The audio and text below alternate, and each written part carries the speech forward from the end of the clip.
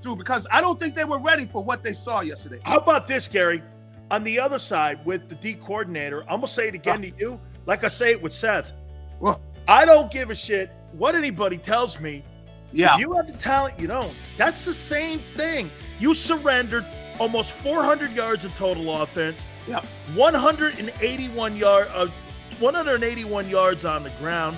They were 9 for 14 on third down as well. And the Lions put up 35 points, and you let them back in it.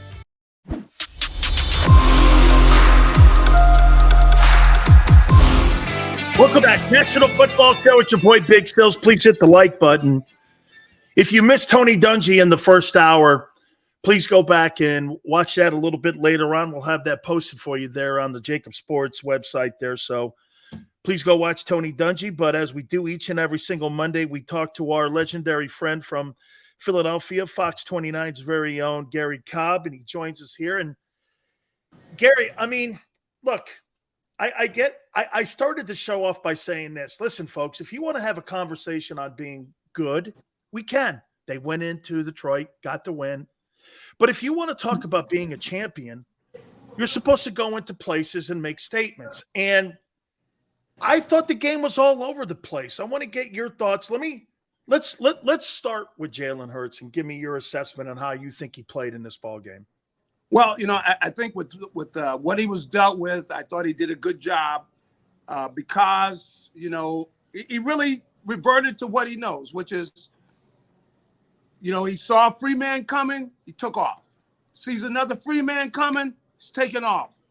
It really took a while for them to adjust to what they were getting, which is they were sending an extra guy. So there's a guy coming free, he takes off. So I really can't say that it's a case of where he should stay there in the pocket. There's a guy clearly coming free every play. But you can't continue to do this though. That is not what is going to keep him healthy. He's not gonna stay healthy playing like that. Because you're running and eventually you're gonna get dinged. Somebody's gonna get a shot on you that you didn't see coming. But I thought he threw the ball well. I thought he was accurate with his throws. For the most part, he was very decisive about where he was going with the ball. So, I thought that ultimately, if he wasn't there, they don't win the game. You could say what you Gary, want. I thought him breaking down the Lions on 3rd and 8 with his legs, I thought that won the game. But for me, 10 catches, A.J. Brown, 155. I'll get to Brown in a minute. But do you know every other pass catcher, the other 6 pass catchers combined had 8 catches. And to me, this is what I've been saying here all day.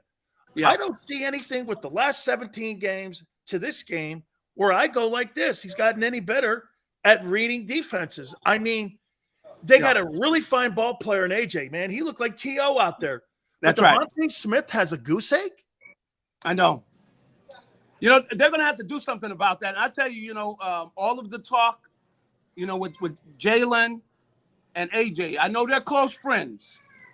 But in this situation, you got to stop talking about all that because Devontae Smith wants the ball. Now, he did drop a pass.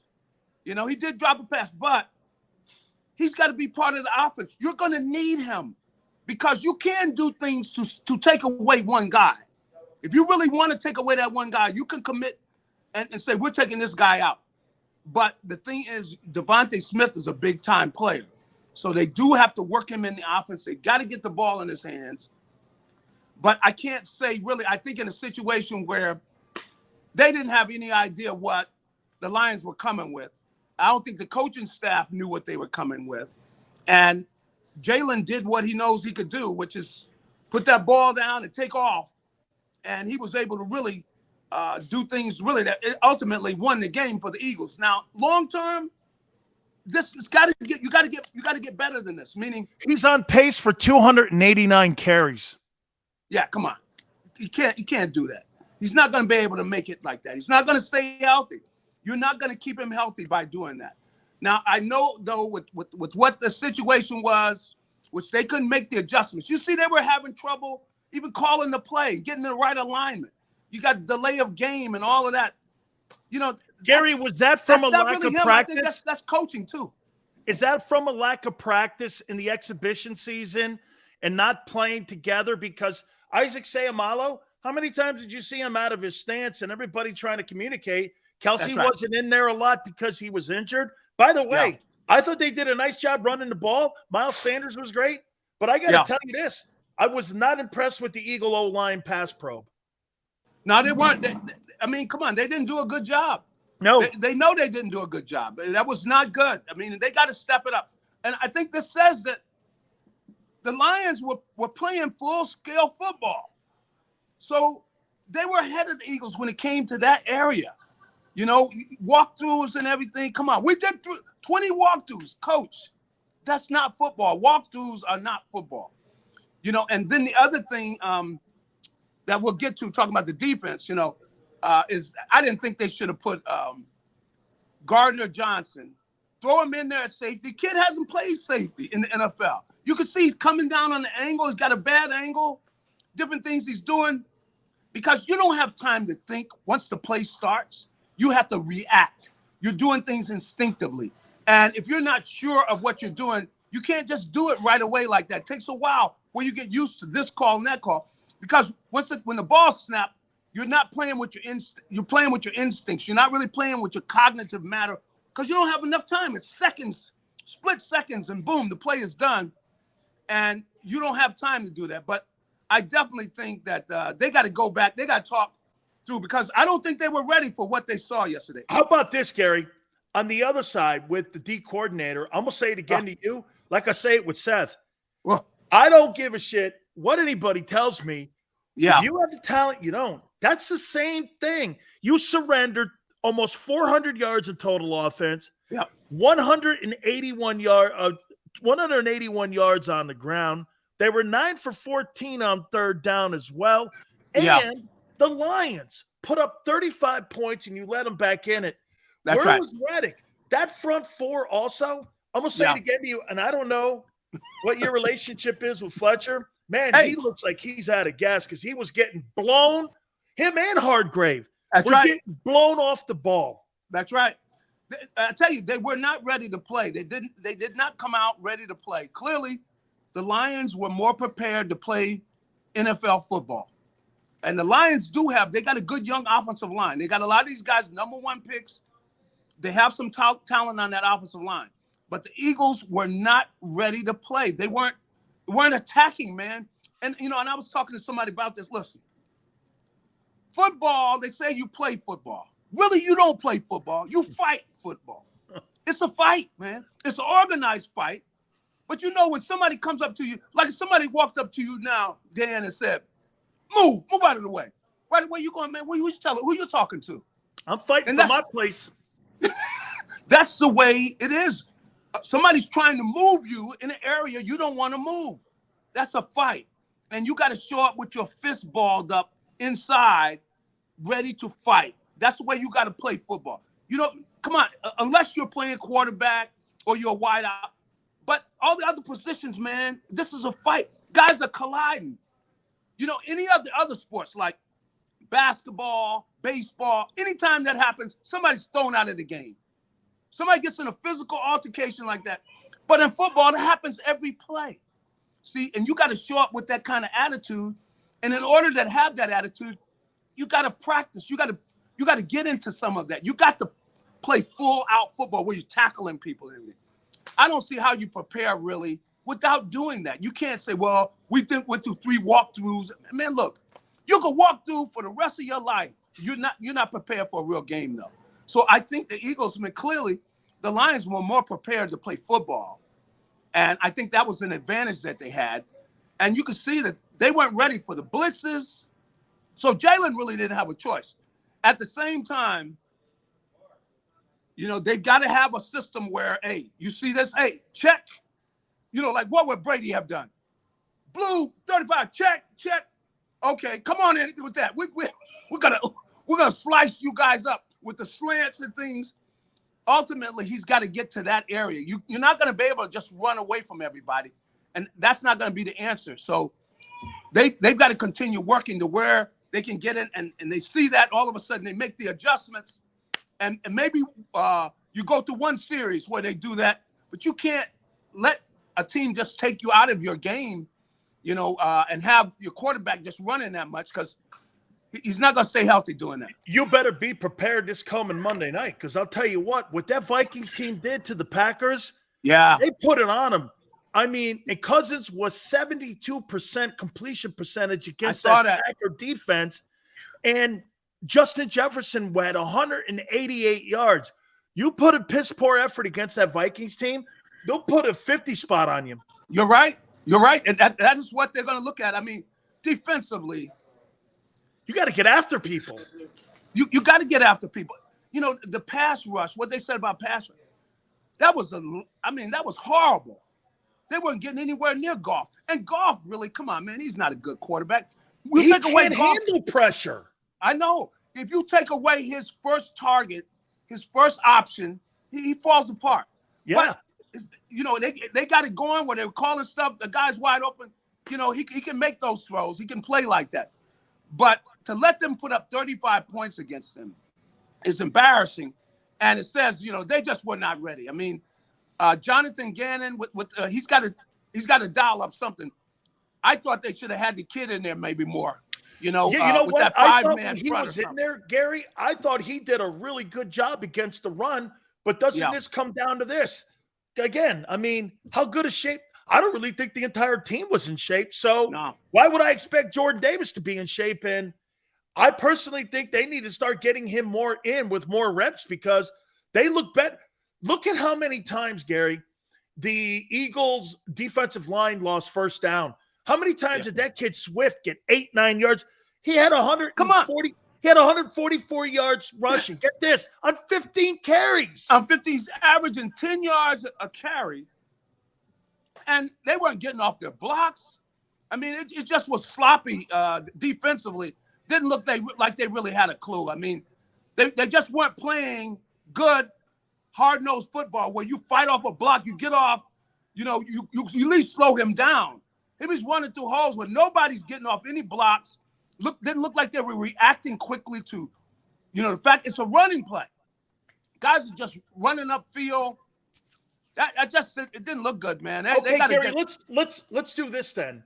Let's take all of that, and how do you use that as a positive then to correct this and to move forward? Because as you know, you can't really dwell and you can't really cheer. You can't really be down each and every single week. True. You got to kind of have like memory loss with some of this stuff, and you've got to move on. How do you get better after that performance there? And again, they win the game, which is the most important thing. They got out of it not playing their best ball. Yeah. And I'm not giving anybody an off-ramp here, but man, there's 16, there's 16 more ball games here, that we got to roll through here. How do you get better going into this week? Well, the thing that I would do, defensively is I'm going to simplify what we're doing. Yeah. I might, get down to where we're playing. Maybe we're playing 5 coverages, and that's it, man. I want everybody knowing what they're doing. We got to know what we're doing. We cannot be out here, where we're not sure. I know I saw some of that with Gardner Johnson. I saw some of that with him. I can excuse him because, like I said, you put a guy in there, he hasn't played the position. He's only been there 9 days. Yeah, that's not enough. But the other guys, it just seems like whatever it is, they just were not sharp. Where everybody knows what they're doing. Like if you know, hey, you got contained, then you're not letting the guy go outside of you, man. You're not doing that. You're getting in position, and you got to be getting off blocks. You can't. A guy can come out at you, but you got to get off that block, and you got to look and find out where the ball is. So I would simplify what we were doing, and I also would have no problem changing up who's in there. I would put some of those younger kids in there and see what they could do. I mean, I would tell everybody, look, we need people that are going to make plays. If you're not going to make plays, you're going to be standing over here with me. I tell you right quick. I don't care about what your salary is, whatever. If you're not making plays in there, you're going to be over here with me because nobody is that special where if they're not playing well, they got to be in the game anyway. No. And I thought Gary, I thought Kaiser played well. Yeah, I thought he was, but it seemed like he was charged up. Even when I would go over there to practice, he was always playing hard. See, now some guys are able to do that, but some guys, they need a scrimmage of some time so that they know, hey, this is the way we got to play. We got to get on this level. We got to turn things up, and they got to be turning up, and they're going to hear it around here, man, because, you know, if they get embarrassed, man, you know, Minnesota could embarrass. Oh, Minnesota can embarrass you. They embarrassed the Packers. They can embarrass the Eagles. That's right. They could embarrass the Eagles. So these guys better get ready to play. But I would definitely simplify what we were doing. And as for guard offensively, they got to have check downs. They got to have checks, things to get out of stuff. And I think that it might have been taking some wild, too long to get plays in. Whatever. They got to get it smooth. It wasn't smooth. 10 penalties. Man. 10 penalties, a lot of pre-snap games. They got to get things Garry, going do you smoothly. think that this team looked better to you than it did a year ago? No. I know the talent is there. They got more talent because, you got an A.J. Brown. But otherwise, no. They did not look like a well-oiled team. They did not no. Because the offensive line, offensive line didn't play well. Look how many games last year you said, man, look at that offensive line. You wouldn't say that about them after this performance. No, you wouldn't say that. What did you say, though, Garry, that the reason that they looked so dominant last year was because they were only asked to do one thing? That was run block. Now that you've got other weapons now, you're asking and you're trying to become a passing team, and I'll give it to Jalen on this.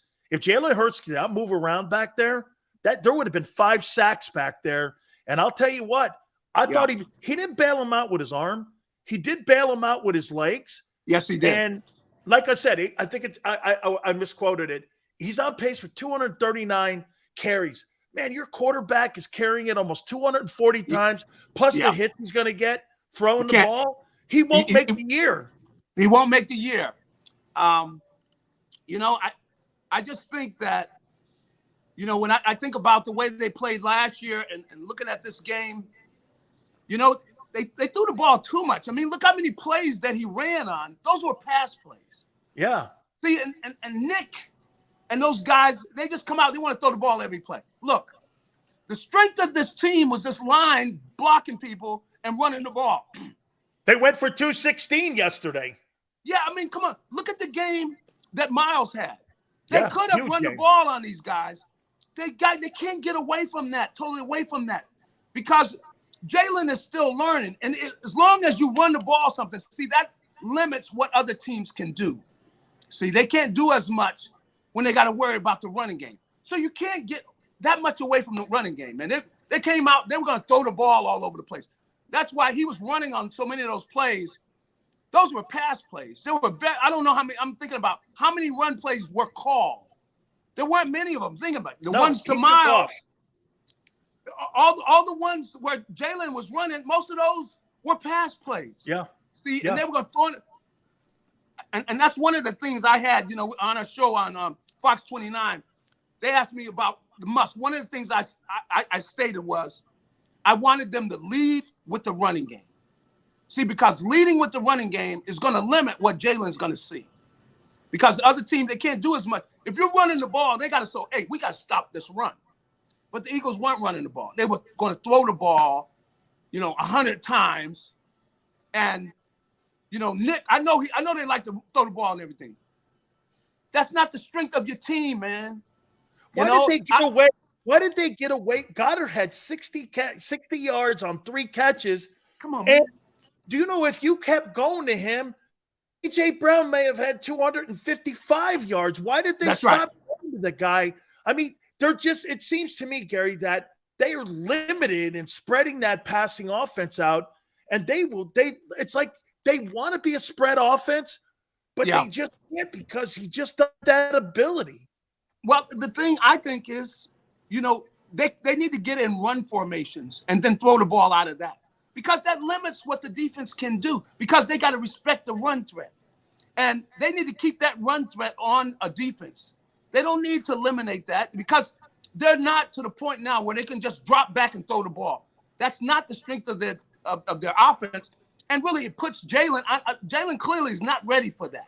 He's not ready where you're just going to drop back and throw the ball every play. No way. He's not to that point. So if you keep that running threat in there, you know, you can still throw the ball all the time to AJ and throw the ball to all three of them, really. You got plenty of time. But you always have to have a run threat there because that's the strength of their team, that offensive line. And I don't think that, you know, they should try to get away from that yet. You know, you want to grow into that, but don't try to make like you're there yet because you can see clearly they're not ready when they see blitz. They don't check out of something and, you know, something, either you move people around so you can pick up the blitz and you still throw the ball. No, Jalen pulls it down and runs. He's not very good on pre-snap reads. No, he's just not yet. Again, so let's see what happens. Like, you know, I mean, this is going to be quite a test here for Minnesota. Gary, thank you so much for checking in with us, man. I mean, I'm with you. I think it was great to get a win on the road. Let's move forward. This is going to be quite a game. They get an extra day now to prepare for this Monday night game against Minnesota. First home opener against the Vikings at Lincoln Financial. Till then, brother, I love you, man. I'll talk to you next week. Go get him. Go get him. Appreciate it, man. That is my friend, Garry Cobb. All right, hit the like button. Hour 3. Keep it right here on the National Football Show. When choosing a lawyer for your injury case, you may ask, does the size of the law firm matter? Well, of course it does. The insurance company, they're huge with unlimited resources. And whether your case is big or small, they're built to bully you out of the money you're owed.